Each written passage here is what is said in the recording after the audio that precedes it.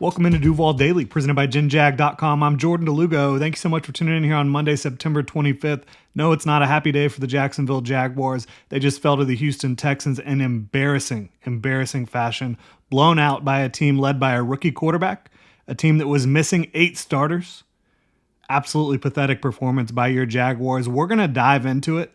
This is a team that looks unprepared to win football games right now. It's time to pull your head out of your you-know-what and get your you-know-what together. I think this mostly comes down to focus, comes down to feeling yourself a little bit too much going into this season, especially on the offensive side of the ball. I really do. Because it's a bunch of inexcusable mistakes that are causing this team to lose football games right now. Absolutely inexcusable. Drops by receivers. I mean, Calvin Ridley has got to be better for the Jaguars. There's no doubt about that. They cannot throw him the ball close to 10 times a game if he can't come down with it more consistently. We're not talking about the contested catches. We're talking about drops. You cannot drop the football if you're Calvin Ridley. Not this much, not this consistently, right? He has all the talent in the world. We've seen it. You've seen it in Atlanta. You've seen it all summer. You've seen flashes of it throughout the beginning of this 2023 season, but you've got to lock in. You've got to be in the right mental headspace. I think he will flip the switch. I really do believe in Calvin Ridley in a big way, but he's got to do it. He's got to prove it.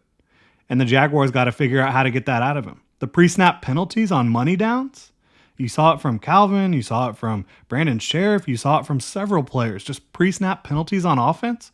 Like, which Doug is this team being coached by right now? Honestly. And for the love of God, get some more pass rushers in here. They are out there. They are available. Melvin Ingram is sitting at home right now. Carlos Dunlap is sitting at home right now. Bring them in. Kayvon Chason is not it. Yasir Abdullah is too young. And your number 1 overall pick from 2022, he is not ready to be an impact pass rusher consistently from week to week right now. He just is not. Bottom line. You look at Jamal Agnew. I mean, good Lord. 3 fumbles in 4 games? This was a guy that, prior to this little fumbling spree, I was a big fan of him on the offensive side of the ball, using him in specific packages. Obviously, you love him as a returner, but unacceptable. How do you fix all this? I'll be honest. I don't think they're getting out schemed.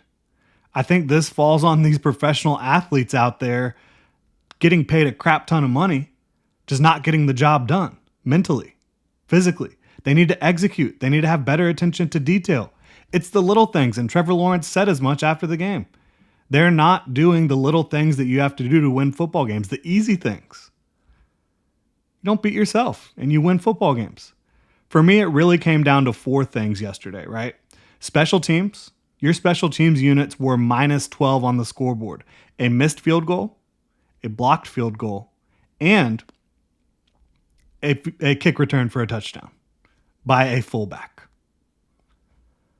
Minus 12 on the scoreboard for special teams. A special teams unit that is usually really freaking good under Heath Farwell, that they have poured a lot of resources into. Cost you 12 points in a game. I mentioned it, pre-snap penalties on offense. How many drives did that contribute to stalling out? I think 4 or 5 at least in this game. The drops on offense, that led to several drives stalling out as well. And the lack of pass rush on defense, I think, is the biggest issue there. Outside of Josh Allen, no one was hitting CJ Stroud. No one was getting in the backfield consistently. If you play how you normally play on special teams yesterday and clean up a few of the pre-snap penalties, maybe catch one of the passes you dropped, you probably win this game. And it's probably not particularly close. It's not rocket science here. It really is not. Bring in a veteran pass rusher. Kayvon Chason and Trayvon Walker and Yasir Abdullah, who I'm giving him a pass because he's a rookie 5th round pick. Bring in a veteran pass rusher. I don't care if it's via trade. I don't care if it's via free agency. You need to get someone who can affect the quarterback besides Josh Allen. And right now, I think you're just praying that Devon Hamilton and DeJuan Smoot make that big of an impact. And I think they will make an impact. They're going to make enough of an impact as pass rushers to consistently help this defense get off the field. That's what you're hoping for right now, unless you bring in someone else. You have to start playing to your talent at receiver. I think Christian Kirk, once they started targeting him, had a pretty good day. I think Evan Ingram had a pretty good day once they started targeting him. He did have a drop, though. an inexcusable drop. But Calvin Ridley is the one who needs to play to his talent level. He's the most talented receiver on the team. He's one of the 5 most talented players on the team. He's got to play to his talent level. And you can't have Brandon Sheriff having 2 penalties in a game. Captain of your offense. Supposed to be your best offensive lineman. Can't have it. If you play the way you normally play on special teams too, I think this is a completely different game. Like, you don't normally see Brandon McManus missing 2 kicks in a game. Well, 1 miss, 1 block. You don't normally see that. You don't normally see the Jaguars letting up any long returns, much less to an up back who's a fullback who is not running fast. You're just missing tackles and taking bad angles and losing contain because you're not being disciplined. But if you do those things, you're in business. And I know that's several things you've got to do here. But to me, the OL did the job blocking in this one. Almost every pressure on Trevor Lawrence was late. The Texans really didn't run all over you. Sure, Dameon Pierce had a couple more broken tackles than you'd like, but you held him to about 2 yards a carry today, or yesterday. You had a couple busted coverages that they took advantage of. You got to clean that up, but overall, I don't think that was egregious. So again, special teams, catching the football, creating a little bit more pass rush. And if you have to go outside the building to do that, you should. And the pre-snap penalties. Those are things that are within your control when you talk about the special teams, catching the ball, and the pre-snap penalties. Those are within your control. That's about execution. That's about being mentally prepared, being focused. The pass rush, I don't know. Again, I think you might need to go outside the building. The coaches, they need to get these players right. These highly paid professional athletes need to get themselves right. You're too talented, and there's too much good coaching in this building for this to be the result.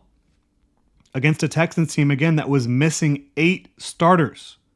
A team that beat you with a rookie quarterback, a rookie wide receiver, and a rookie pass rusher. Those were the biggest impact players. And Blake Cashman, who's not even a starter for them at linebacker, making big plays. Unexcusable. At home. That's another thing. The pre-snap penalties, it's not like you were on the road, it was a loud environment, it was crazy. You're at home. These pre-snap penalties are unacceptable at home.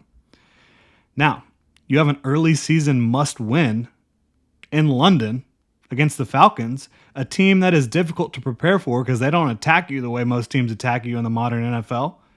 The Falcons are not perfect, especially when you look at their quarterback situation, their passing game, but they have one of the most dynamic running offenses in the NFL, and they have a much better defense than they had last year. It's going to be a tough test. The Jaguars are going to have to bring their hard hats trying to tackle Bijan Robinson, Tyler Algier, and deal with the Falcons' offensive line, which is a really good O-line, especially blocking, run blocking.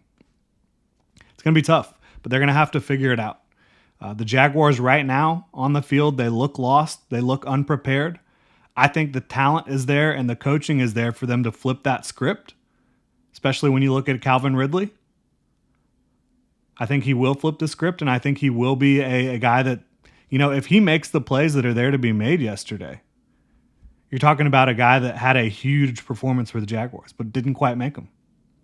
He's able to get open, able to put himself in position, just not hauling in the football. I think they will get it turned around, but the clock's ticking.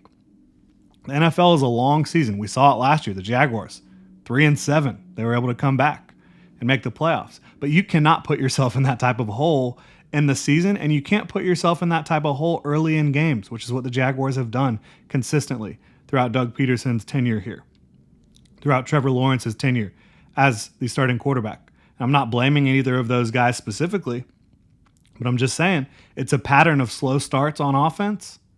It's a pattern of slow starts to the season now, and it's a pattern you've got to break. Bottom line.